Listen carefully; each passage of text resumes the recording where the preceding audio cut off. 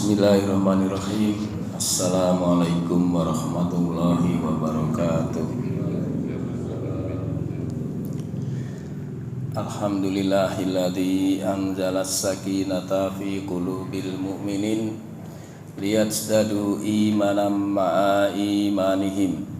Asyhadu alla ilaha illallah wahdahu la syarikalah wa asyhadu anna Muhammadan abduhu wa rasuluhu la nabiyya ba'da. Allahumma shalli wa sallim wa barik ala Muhammad wa ala alihi wa sahbihi ajmain, amma ba'du.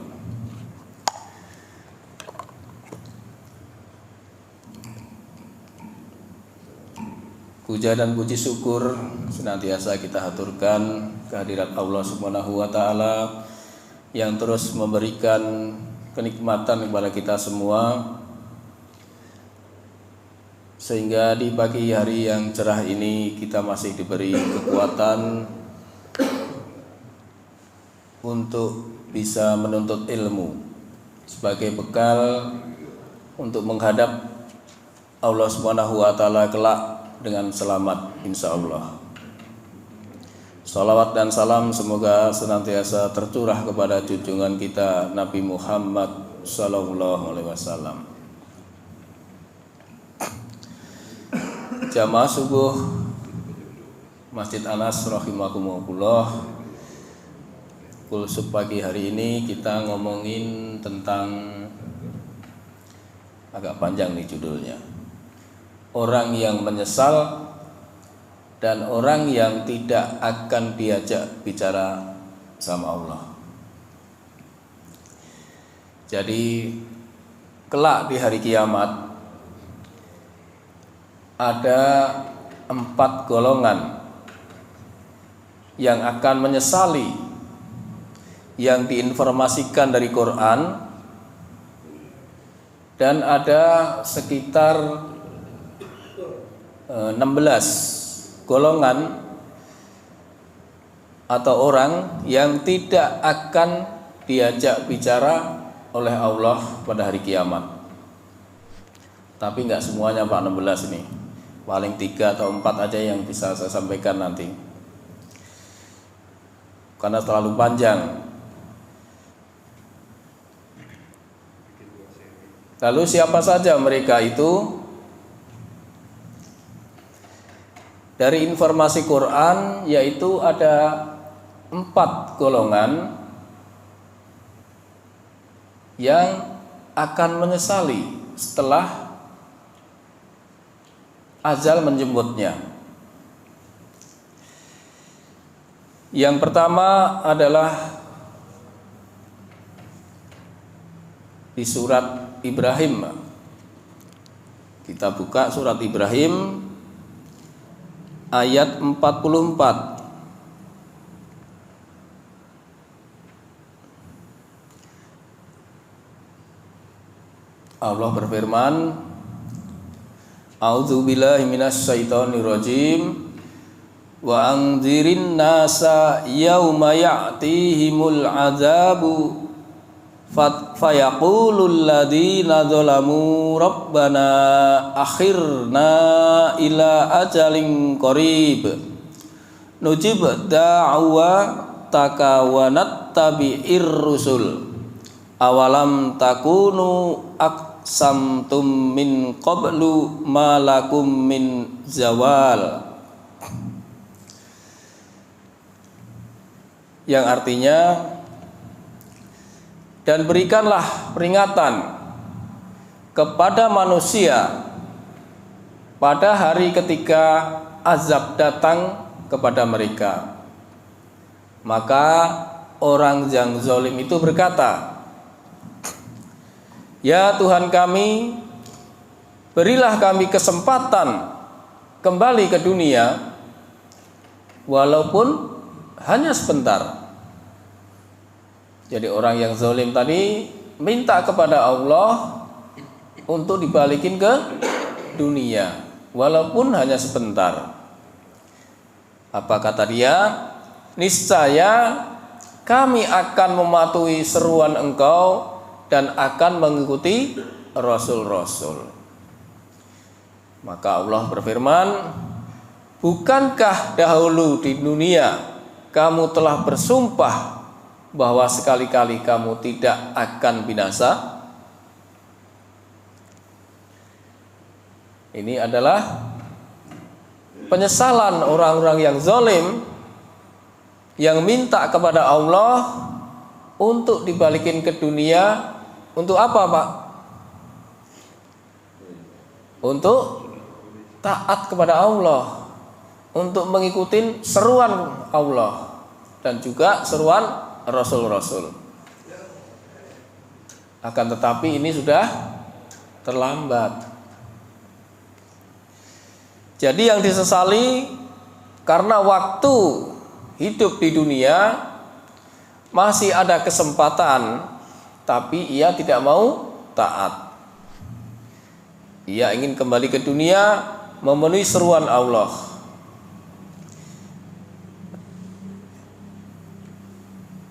Kemudian golongan yang kedua, yaitu ada di surat As-Sajdah ayat ke-12.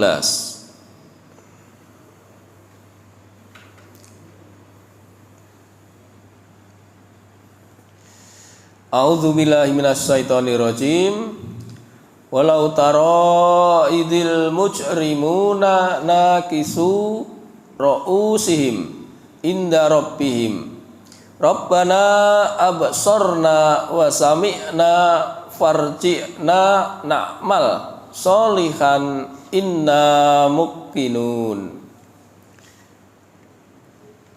Dan alangkah ngerinya jika sekiranya kamu melihat orang-orang yang berdosa, ia menundukkan kepalanya di hadapan Tuhannya. Kemudian ia berkata, ya Tuhan kami telah melihat dan mendengar.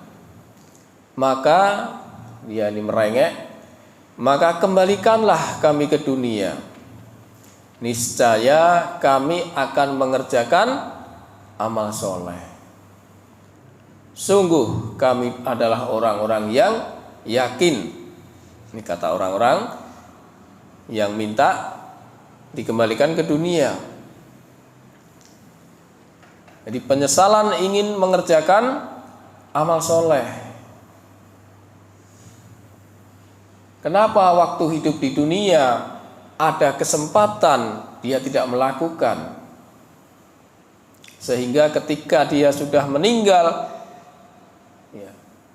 dia mendapatkan pertanyaan-pertanyaan yang ia sendiri tidak akan bisa menjawab.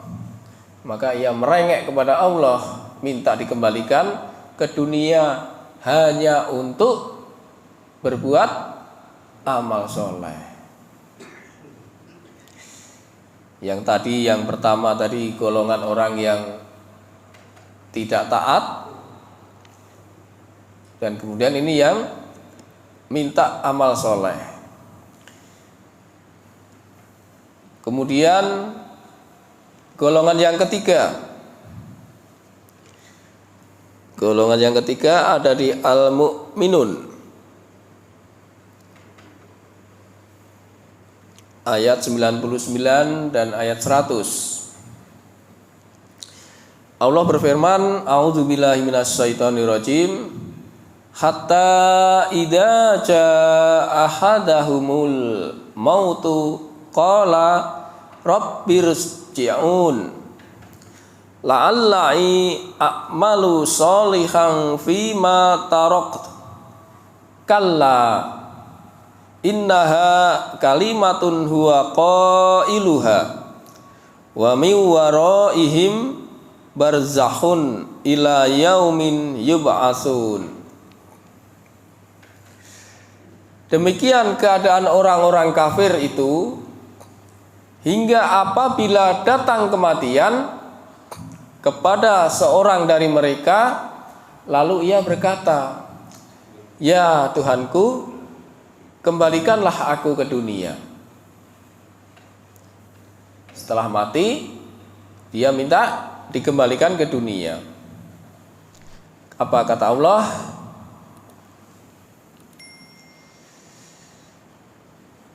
Agar aku dapat berbuat kebajikan yang telah aku tinggalkan. Oh, dia minta supaya beramal soleh, berbuat kebajikan. Maka apa kata Allah? Sekali-kali tidak. Kalla, sungguh itu adalah dalih yang diucapkannya saja, dan di hadapan mereka ada barzah sampai pada hari mereka dibangkitkan. Nah, itulah golongan-golongan yang pertama tadi, dia kembali agar dia bisa taat tetapi sudah telat. Yang dua-duanya tadi di ayat Mukminun atau di ayat As-Sajdah tadi minta kembali hanya ingin berbuat amal soleh. Kemudian golongan yang keempat, yang Bapak ini sudah sering mendengar ini, yaitu surat Al-Munafikun ayat 10. Allah berfirman, wa anfiqu mimma razaqnakum min qabli ayyatiya ahadakumul mautu fayaqula rabbi laula akhartani ila ajalin qarib fa asaddaqa wa akum minas sholihin. Kata Allah, dan infakkanlah sebagian dari apa yang telah kami berikan kepadamu. Jadi rezeki yang kita dapat ini, kata Allah, solo infakkan sebagian, karena ini pemberian dari Allah Subhanahu wa taala. Intinya jangan pelit. Sebelum kematian datang kepada seorang di antara kamu, lalu dia berkata, ya Tuhanku, sekiranya Engkau berkenan menunda kematianku sedikit waktu lagi. Jadi minta dihidupkan lagi, minta dikembalikan ke dunia lagi. Apa kata dia? Maka aku akan dapat bersedekah dan aku akan termasuk orang-orang yang soleh. Jadi sedekah ini ternyata Pak akan menjadi perkataan yang populer nanti. Karena orang-orang yang dahulu pelit di dunia, punya harta yang banyak tapi pelit, maka nanti minta kepada Allah setelah ajal menjemputnya untuk dihidupkan kembali walaupun hanya sedikit, hanya untuk bersedekah. Kenapa enggak dia minta supaya aku bisa sholat, supaya aku bisa puasa? Tapi dikatakan di sini dapat bersedekah. Itulah 4 golongan yang diinformasikan dalam Quran, yang dia akan menyesali perbuatannya karena waktu di dunia mereka lalai. Ada kesempatan tidak mau taat, tidak mau berbuat soleh, dan tidak mau bersedekah. Jadi menjadi sebuah pelajaran dan tentu peringatan bagi kita semua kaum muslimin, ketika kita masih diberi kesempatan, kesehatan, kekuatan, kemampuan untuk selalu ingat kepada Allah, taat sesuai dengan kemampuan. Padahal perjalanan seseorang sebenarnya itu akan terlihat olehnya ketika kematian telah menjemputnya. Jadi seseorang itu ketika meninggal, dia akan tahu, mereka tahu urusan kuburnya ini mudah atau susah. Dari awal situ aja udah ketahuan nanti oleh dirinya sendiri. Nah, di dalam riwayat Imam Tirmizi dan Ibnu Majah Rasulullah SAW bersabda, innal qabra awwalu manzili min manazili akhirah, fa inna naja minhu fama ba'duhu aisuru minhu, wa inna lam yanju minhu fama ba'duhu asaddu minhu. Sesungguhnya kuburan itu adalah tempat pertama dari tempat-tempat di akhirat nanti. Jadi ketika seseorang meninggal, kan tujuannya nanti di akhirat. Tetapi tempat yang pertama dikatakan oleh Rasulullah adalah alam kubur, kuburan. Jika seseorang itu selamat darinya, artinya ketika di alam kubur itu ditanya oleh para malaikat, dia bisa menjawab. Kan pertanyaannya udah umum ya, man rabbuka, man nabiyuka, dan seterusnya. Dia bisa menjawab karena hidayah dari Allah, maka setelahnya akan mudah perjalanannya. Jika ia tidak selamat,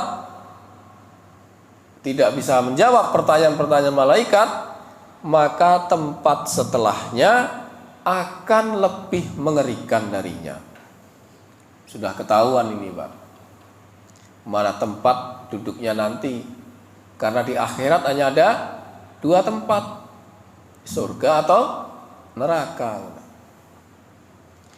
Nah, itulah ketika seseorang sudah meninggal, dia akan tahu bagaimana ketika dulu hidup di dunia, dia lalai kepada Allah, dia melupakan Allah, sehingga di dalam alam kubur itu dia akan jelas. Bahkan dalam tausiah 2 minggu yang lalu disampaikan bahwa orang-orang itu akan ditampakkan tempatnya di neraka atau di surga sesuai dengan amalannya. Nah, kemudian ada orang atau golongan yang tidak diajak bicara oleh Allah. Bapak-bapak majelis taklim rahimakumullah, kalau kita dicuekin sama istri aja kira-kira gimana, Pak? Tidak diajak bicara sama istri itu.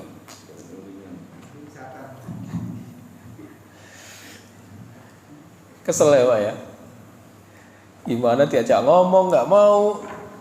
Kita minta bikinin teh aja nggak dibikin-bikinin. Iya. Istrinya satu ya. Iya. Kalau Ustadz memang. Itulah ada beberapa golongan. Ya. Ada 3 orang yang kelak, ini dalam satu hadis. Ada 3 orang yang kelak pada hari kiamat tidak akan diajak bicara oleh Allah, tidak akan dilihat oleh Allah, tidak akan disucikan oleh Allah, ya, dan dia mendapat azab yang pedih. Rasulullah SAW bersabda, salasun la yukallimuhumullahu yaumal qiyamah wala yanzuru ilaihim wala yuzakkihim walahum adzabun alim. 3 golongan yang tidak akan diajak bicara sama Allah di hari kiamat, tidak dilihat dan tidak disucikan, dan bagi mereka azab yang pedih. Yang pertama, 3 golongan itu, seorang laki-laki, rajulun ala fadli ma'in bil falati yamna'uhu mini banis sabil, seorang laki-laki yang mempunyai kelebihan air di padang pasir, ternyata dia tidak mau memberinya kepada Ibnu Sabil yang membutuhkan air, atau musafir. Ibnu Sabil musafir. Kalau hadis ini kita maknai secara tekstual, tentu kalau di kita nggak ada, Pak, karena kita nggak ada padang pasir, Pak. Tetapi kita maknai secara kontekstual. Kalau ada seseorang dalam perjalanan musafir, kemudian kita bertemu dengannya, setelah kita bincang-bincang ternyata dia seorang musafir dan dia membutuhkan bekal, maka kalau kita punya, dikasih, Pak. Semampunya kita, kasih aja. Apalagi butuh air yang sangat utama ini, kasih, Pak. Atau yang lebih ekstrim, misalnya depan rumah kita atau kanan kiri tetangga kita pompanya rusak, Pak, sehingga dia kesusahan air. Kalau dia minta tolong kepada kita untuk minta air, kira-kira kita kasih nggak, Pak? Kasih nggak? Kasih, Pak. Yang meminta juga harus tahu diri, yang diminta juga harus ngasih. Itu yang utama, Pak. Walaupun nggak ngasih itu juga hak masing-masing. Tetapi kalau berdasarkan ayat ini atau hadis ini, orang yang pelit dengan air saja nggak akan diajak bicara sama Allah. Kan ngeri, Pak. Padahal kalau kita mau membantu seseorang, entah itu tetangga, entah itu sahabat, maka Allah pun akan membantu kita di dalam segala urusannya, Pak. Ini rumus, Pak. Rasulullah SAW bersabda, "Wallahu fi aunil abdi, makanal abdu fi auni akhi." Dan Allah senantiasa akan menolong hambanya selama hambanya itu menolong saudaranya. Rumus ya, Pak, ya. Jadi kita tuh yakin, Pak, kalau kita membantu seseorang yang sedang butuh dan kita punya, kita mampu, kita bantu, maka Allah pun akan membantu kita dalam segala urusannya. Hadis diriwayatkan oleh Abu Daud dan Imam Tirmizi dalam redaksi yang sama. Jangan sampai terlintas di pikiran kita, kata Hakim ini, melihat orang senang kita susah, melihat orang susah kita senang. Jangan sampai terlintas seperti itu. Tapi orang yang memerlukan kita bantu sesuai dengan kemampuan masing-masing. Dalam hadis lain dari Abu Hurairah radhiyallahu anhu bahwa Rasulullah SAW bersabda, "Man naffasa an mu'minin kurbatan min kurabi dunya, naffasallahu anhu kurbatan min kurabi yaumil qiyamah." Barang siapa yang menghilangkan kesusahan seorang mukmin, maka Allah akan menghilangkan kesusahan dari kesusahan-kesusahan di hari kiamat. Ada dua rumus, Pak. Tadi membantu, sekarang menghilangkan kesusahan, maka Allah akan menghilangkan kesusahan-kesusahan kita di hari kiamat. Sebab di hari kiamat itu huru hara yang paling dahsyat, Pak. tanpa pertolongan Allah, yakin dan pasti kita nggak bisa apa-apa. Maka kita butuh yang namanya pertolongan Allah itu. Dengan cara paling tidak kita bisa membantu seseorang, bisa menghilangkan kesusahan-kesusahan seseorang. Dalam hadis riwayat Al-Hakim diterangkan bahwa Rasulullah pernah ditanya tentang amal yang utama. Rasulullah ditanya tentang amal utama itu banyak sekali Pak jawabannya Pak. Di antara amal yang paling utama kata Rasulullah adalah satu, saling tolong menolong. Kedua, membahagiakan orang yang sedih. Maka benar ya, tadi kata Hakim jangan senang melihat orang susah. Yang ketiga, mengantar teman yang sedang kebingungan mencari jalan. Itu termasuk memberi kemudahan, memberikan solusi. Kalau orang nanya jalan, kalau kita nggak tahu bilang nggak tahu Pak. Jangan pura-pura tahu, jangan sok tahu, nanti malah tersesat. Tapi kalau kita tahu, kita ditanya, kita pura-pura nggak tahu, nah ini lebih bahaya Pak. Maka kalau ada orang yang bertanya, hadis tadi mengatakan mengantar teman yang sedang kebingungan mencari jalan, maka bisa mungkin diantarkan atau diberitahu bahwa arahnya ke sana, arahnya ke sini, gitu. Sehingga orang bisa cepat sampai pada tujuannya. Jadi selama kita mampu untuk menolong saudaranya yang kesusahan, maka tolonglah sesuai dengan kemampuan. Kalau lagi longgar waktu, kalau lagi ada rezeki yang lebih, kita berikan kepada orang yang membutuhkan. Nah, perihal tolong menolong ini Allah telah isyaratkan ya di dalam surat Al-Maidah ayat 2. Allah berfirman, wa ta'awanu 'alal birri wa taqwa wa la ta'awanu 'alal ismi wal udwan, dan seterusnya itu. Kata Allah, dan tolong menolonglah kamu dalam mengerjakan kebajikan dan takwa, dan jangan tolong menolong dalam berbuat dosa dan permusuhan.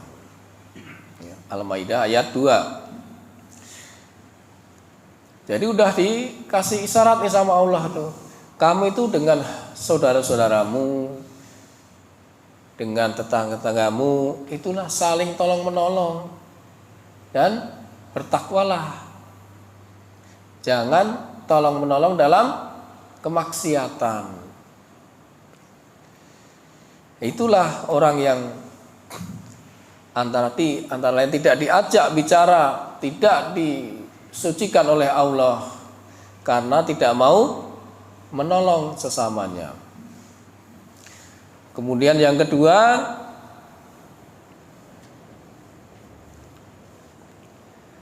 wa rajulun baya'a rajulan bisil'atin ba'dal atri fahalafallahu billahi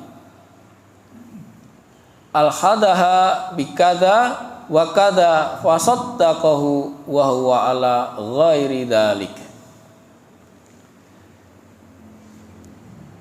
Seseorang yang berjual beli di waktu asar, lalu ia bersumpah bahwasanya ia telah mengambil barang tersebut dengan nilai seperti ini dan begitu, padahal tidak, alias dusta.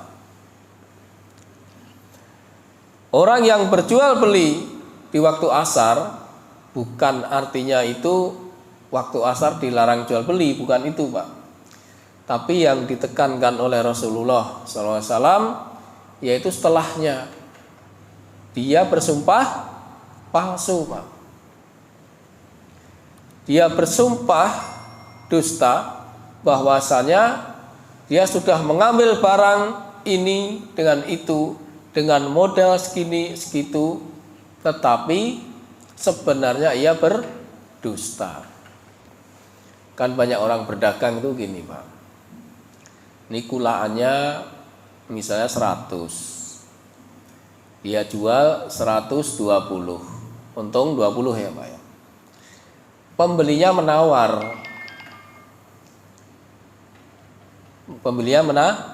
menawar. Pak, 110 boleh enggak gitu. Kata pedagangnya, enggak bisa, Pak. Demi Allah, saya dari sono aja kuliahnya belum dapat 110. Padahal tadi kulaannya 100. Dia telah berdusta, bersumpah atas nama Allah dengan sumpah yang palsu. Nah, ini dilarang, Pak. Sumpah palsu atau apa namanya? Al-ghamus ya tadinya. Al-ghamus itu dilarang dalam Islam. Apalagi bila sumpah palsu dengan menggunakan nama Allah, itu lebih berat lagi. Maka orang yang melakukannya akan mendapatkan dosa yang berlipat ganda. Sebagaimana dalam kitab At-Targhib wa Tarhib mengutip sebuah hadis, Ukbarul kabairis sarku Akbarul kabairis sirku billahi wal yaminul ghamus. Dosa yang paling besar ialah menyekutukan Allah dan sumpah palsu.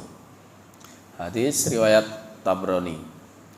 Jadi al-ghamus atau sumpah palsu ini merupakan dosa besar. Maka orang ini akan menempati duduknya kelak di neraka kalau dia belum tobat. Waalaikumsalam warahmatullahi. Hadis riwayat Hakim. Sehingga karena saking hati-hatinya para sahabat itu dikisahkan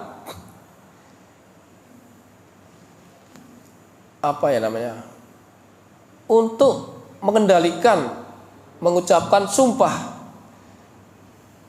Bahkan saking hati-hatinya, saking beratnya ketika mengucapkan sumpah, meskipun benar dan sesuai fakta, namun sejumlah sahabat diceritakan rela menebus sumpah yang diucapkannya dengan menyedekahkan hartanya. Jadi hati-hati sekali, Pak, dengan sumpah ini. Dan sumpah yang boleh diucapkan itu hanya nama Allah. Wallahi. Enggak ada tuntunannya demi Allah dan demi Rasulullah. Yang ada hanya demi Allah. Dalam sebuah hadis diriwayatkan oleh Imam At-Tabrani, Jubair bin Mut'im radhiyallahu anhu telah menebus sumpahnya dengan 10.000 dirham.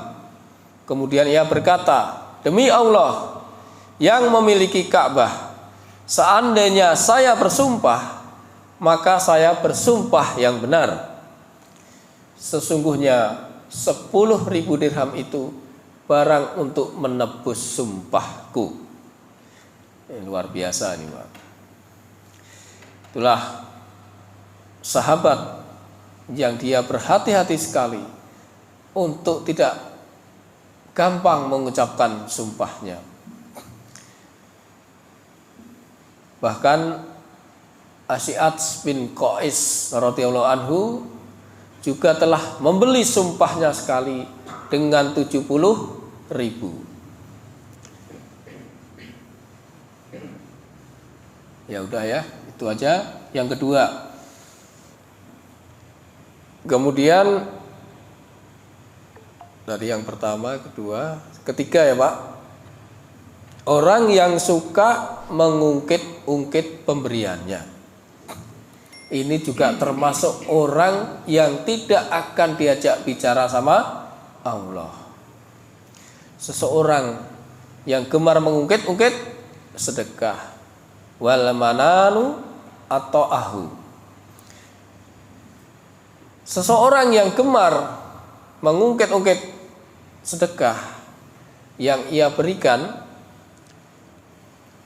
misal ini aja Pak, misal ini masjid, orang itu bilang, ini masjid kalau saya nggak nyumbang dulu nggak akan jadi ini. Ada nggak orang seperti itu Pak? Banyak ya. Iya, ini dulu saya nyumbang ini nih. Ini dulu genteng saya, kalau nggak jadi ini. Hati-hati dengan ucapan-ucapan seperti itu. Selain itu bahkan dia merendahkan atau sampai menyakiti perasaan si penerima. Ya, lu mah minta mulu, sono kerja. Jangan Pak. Kalau ada orang minta-minta, kalau kita mau ngasih saja. Kalau nggak mau ngasih, diem aja udah. Jangan sampai kita ngasih sembari kita omelin. Jangan sampai menyakiti perasaan si penerima.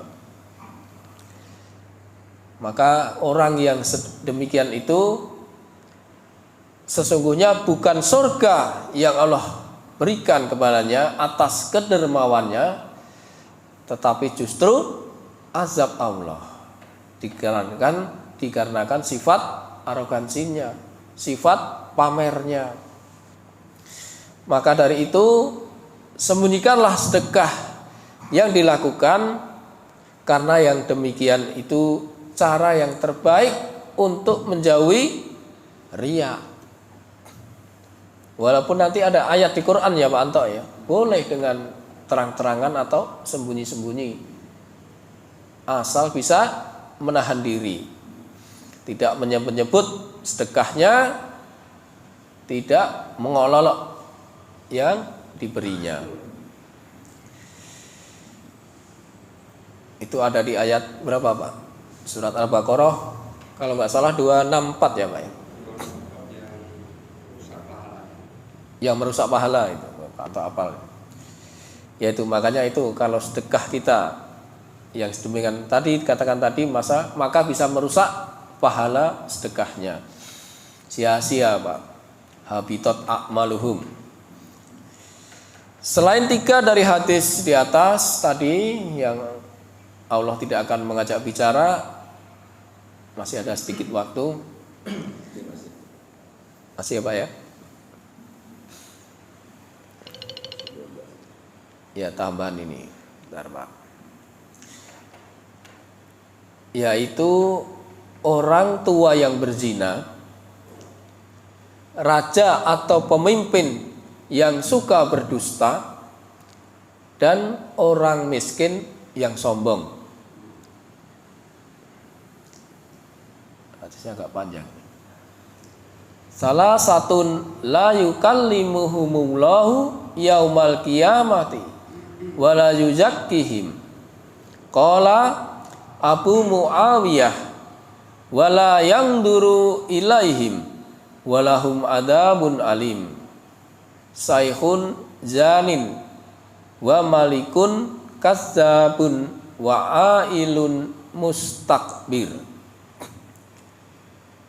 3 orang yang tidak akan diajak bicara oleh Allah pada hari kiamat dan tidak akan disucikan.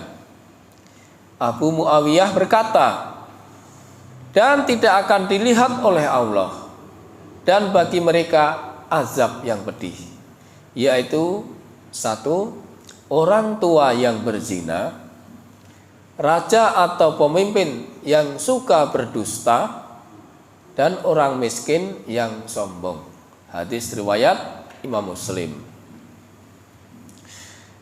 Kenapa orang tua masih mau berzina Pak? Kata Ustadz tadi cuma satu soalnya. makanya 2 atau 3. Karena orang yang seperti itu memang demen dengan maksiat itu, Pak. Ini menurut siapa tadi ya? Pelaku perbuatan zina yang umurnya sudah tua atau sudah menikah itu karena dorongan melakukan hawa nafsunya, karena memang senang dengan kemaksiatan. Hal ini menunjukkan bahwa motivasinya melakukan zina adalah kecintaannya kepada maksiat dan kekejian, karena didorong dengan nafsu atau syahwat maksiat. Jadi tidak hanya sekedar menyalurkan biologisnya, Pak, tapi emang rasa senangnya dengan maksiat. Meskipun perbuatan zina itu buruk bagi siapa saja, namun baginya tentu pasti ini akan lebih buruk. Yang kedua yaitu raja atau pemimpin yang berdusta. Dari Ka'ab bin Ujrah, ia berkata, Rasulullah SAW pernah keluar atau masuk menemui kami. Ketika itu kami berjumlah 9 orang, dan di antara kami ada bantal dari kulit. Kemudian baginda bersabda, Rasulullah bersabda, sesungguhnya akan ada setelahku para pemimpin yang berdusta dan zalim. Barang siapa mendatangi mereka kemudian membenarkan kebohongan mereka atau membantu mereka dalam kezalimannya, maka ia bukan dari golonganku. Berat ya? Dan aku bukan dari golongannya, kata Rasulullah. Nah, ini yang penting, serta ia tidak akan minum dari telagaku. Dan barang siapa tidak membenarkan kebohongan mereka dan tidak membantu mereka dalam berbuat kezaliman, maka ia adalah dari golonganku dan aku adalah golongannya, dan kelak ia akan minum dari air telagaku. Hadis riwayat Imam Ahmad. Jadi orang-orang yang membenarkan kebohongan, kedustaan seorang pemimpin atau raja, maka kata Rasulullah, ia tidak akan mendapatkan air telagaku nanti. Padahal dalam satu riwayat, telaga Rasulullah itu sekali diminum itu tidak akan haus lagi, tidak akan merasa haus. Luar biasa kan, berarti air itu sangat luar biasa. Jadi hadis tersebut bicara tentang seputar kepemimpinan yang tidak berbasis, yang tidak mendasarkan pada nurani, karena mendapatkan atau mengedepankan syahwat dunia, Pak, nafsu dunia, lebih condong kepada kelompoknya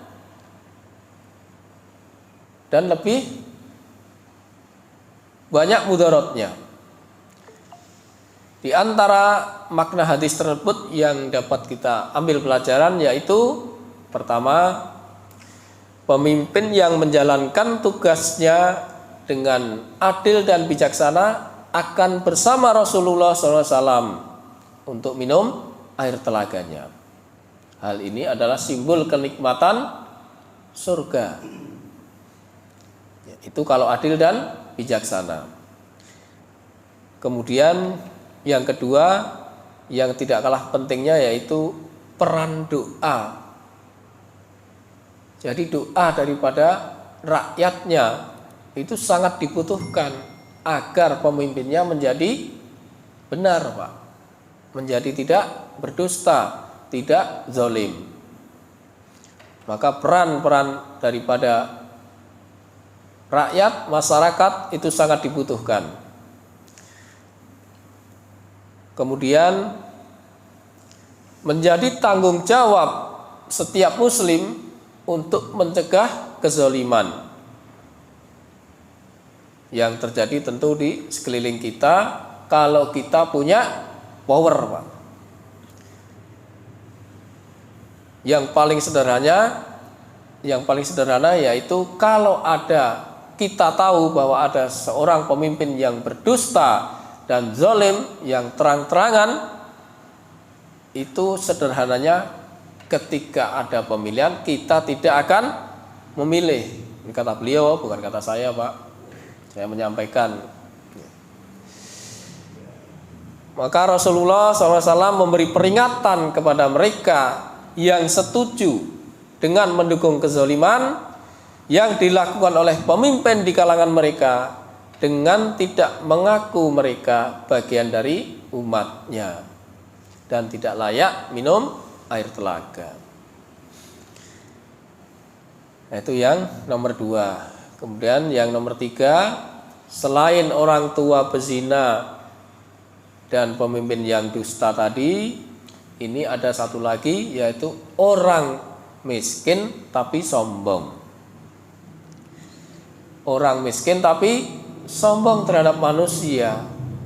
Kira-kira orang ini mulia atau tercela, Pak? Orang miskin sombong pasti tercela, Pak. Kadang kita juga sendiri heran, Pak. Orang miskin sombong, apa yang disombongkan, Pak? Ya? Contohnya. Ya aneh, Pak. Padahal dalam Islam itu sombong itu kan badrul haq wal tunas, menolak kebenaran dan merendahkan manusia. Ini contohnya orang miskin sombong itu udah miskin nggak mau ibadah, Pak. Banyak, Pak. Banyak. Dia bilang ya sholat mulu, yang sholatnya nggak kaya-kaya. Itu selain menolak kebenaran, dia secara tidak langsung menghinakan, Pak. Ya orang-orang yang seperti ini mudah-mudahan diberi hidayah oleh Allah untuk bisa beribadah kepada Allah, karena memang hakikatnya kita hidup di dunia ini untuk beribadah kepada Allah Subhanahu wa taala. Ya, saya kira itu aja, yaitu mengenai orang yang menyesal setelah kematian dan orang-orang yang tidak diajak bicara sama Allah, tidak disucikan dan tidak diurus sama Allah Subhanahu wa taala. Mudah-mudahan menjadi peringatan bagi kita semua ketika kita masih diberi kesempatan untuk taat kepada Allah Subhanahu wa taala. Demikian kurang lebihnya. Oh, silakan, Pak. Waalaikumsalam warahmatullahi wabarakatuh. Saya pernah dengar orang tentang mati suri, Pak. Apa itu benar adanya, Pak? Kemudian apakah memang Allah memberikan kesempatan untuk masih hidup atau belum takdirnya untuk meninggal gitu? Yang pertama. Yang kedua, mengenai sumpah pocong, Pak. Ada apa hubungannya gitu? Apakah pada saat itu Allah menyaksikan dan malaikat menyaksikan sehingga pada saat itu percepat takdir untuk kematiannya gitu, Pak? Mati suri yang pertama ya, Pak ya.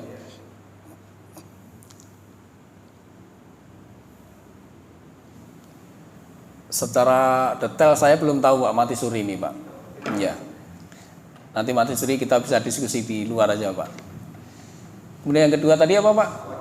Sumpah pocong. Kalau sumpah itu dalam Islam nggak ada sumpah pocong, Pak. Jadi itu ya sesuatu yang diada-adakan aja untuk meyakinkan gitu, untuk boleh jadi untuk menakut-nakutin. Tapi dalam syariat Islam tidak ada itu.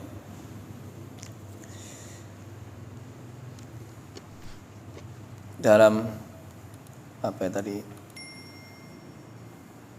Mungkin kalau mati suri itu dalam dunia medis yang ada, Pak. Dalam Islam saya juga belum menemukan ini. Orang diperlihatkan bahwa dosanya itu tentang rata. Seminggu itu ya. Seminggu itu mah hidup lagi. Itu saya ngerti itu. Ya itu kalau cerita kan iya bisa bohong, Pak, kalau cerita, Pak. Sebab kalau orang yang meninggal dari ayat tadi kan udah meninggal apa tadi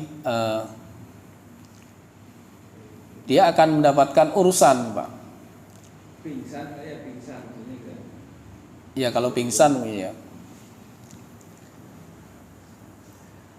Kalau pingsan kan nggak mati, Pak, berarti ya, belum mati ya. Iya. Tapi belum diperlihatkan berarti kalau pingsan. Sebab yang diperlihatkan sesudahnya itu setelah nyawa terlepas dari jasad ini. Ya udah itu aja ya. Kita tutup kajian pada pagi hari ini dengan membaca kafaratul majelis. Subhanakallahumma wa bihamdika asyhadu an la ilaha illa anta astaghfiruka wa atubu ilaik. Billahi taufik wal hidayah. Wassalamualaikum warahmatullahi wabarakatuh.